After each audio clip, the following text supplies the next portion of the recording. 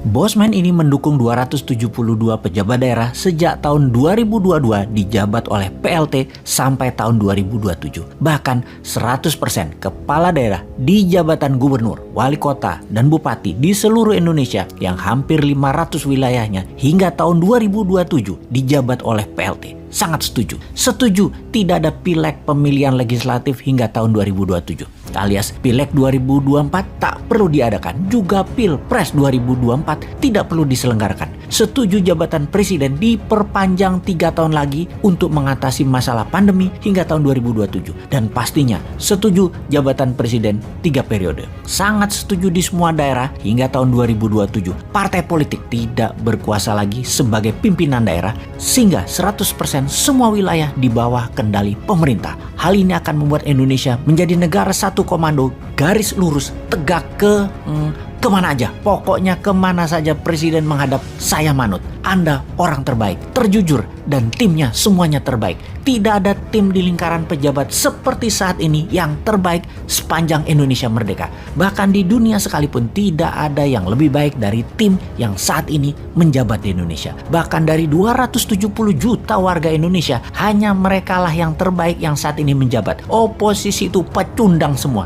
Yang berbeda pendapat itu pecundang semua. Semua orang pintar terbaik saat ini sudah menjabat semua. Itulah luar biasanya pemerintah kali ini. Terbaik. Karena itu misalnya, tindakan mem-PCR-kan orang sehat adalah solusi yang harus didukung. Walaupun di banyak negara antigen dan PCR difokuskan untuk mereka yang bergejala dan sakit, namun orang sehat yang berpergian di Indonesia menggunakan transportasi publik di-PCR-kan dan di-antigenkan adalah benar. Juga pihak swasta yang menyediakan jasa tersebut dengan berbayar mahal adalah strategi yang benar. Itu semua demi mengurangi pandemi dan efek negatif lainnya. Setidaknya karena mahal mereka malas berpergian sehingga penyebaran virus bisa teratasi. Untuk itu, booster seri 3 dan seri 4 segera disiapkan setiap 1 tahun ke depannya. Sebagaimana Bosman katakan sejak tahun 2020 di mana hal ini, penyuntikan vaksin berseri sesuai dengan rencana untuk menyehatkan masyarakat sampai akhir jabatan 2032. Hal ini akan terus dan segera dilaksanakan. Keputusan tegas presiden membatasi ekspor bahan mentah aneka tambang adalah sangat jenius. Eropa panik, dunia panik akan ketegasan ini dan membuat dunia takluk di bawah Indonesia kendali atas bahan mentah yang harus disegerakan menjadi bahan jadi. Bahkan ketika kebijakan 100% larangan ekspor batu bara, di mana negara utara Indonesia marah semua seperti Jepang, Filipina, Korea Selatan, Tiongkok, adalah langkah heroik presiden.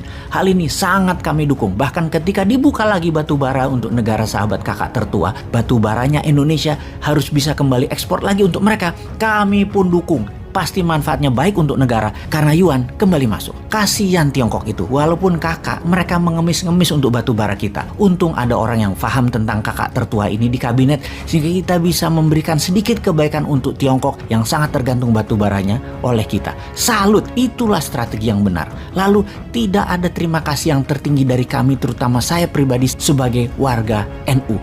Juga sebagai salah satu co-founder dari perusahaan Urun Dana Santara. Dengan menggabungkan kekuatan ekonomi umat, ekonomi kerakyatan, mengkolaborasikan NU dengan Santara untuk dijadikan nama ibu kota baru Nusantara adalah sebuah kehormatan tertinggi. Nusantara, IKN, akan kami jalankan dengan amanah tinggi.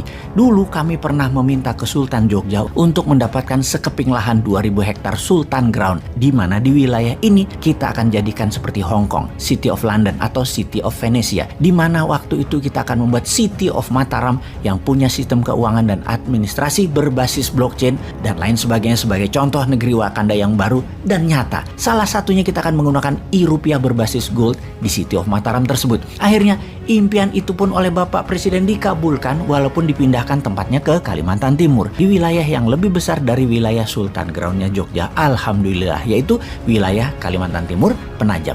Saya pribadi yang pernah 5 tahun tinggal di Kalimantan Timur tersebut menjadi mendapat kehormatan. Pulang kampung nih kalau saya boleh pinjam frasa dari Obama dulu ketika mengunjungi Indonesia. Sekali lagi terima kasih atas IKN yang investasinya mendekati angka 1.500 triliun rupiah yang kemungkinan dapat dari kakak tertua kedua, setelah kita berbaik memberikan batu bara kita, akan kita laksanakan dengan sepenuh hati, mengingat ini adalah anugerah kehormatan bagi warga NU dan New Mind Santara yang dikabulkan permintaannya untuk membangun kekuatan ekonomi kerakyatan dan ekonomi umat yang dibesarkan di ibu kota baru Nusantara. Demikian informasi singkat ini Bapak Pimpinan Tertinggi Negara Indonesia, matur sembah nuwun dari calon wakil presiden 2027-2032 yang tidak diunggulkan oleh oligarki.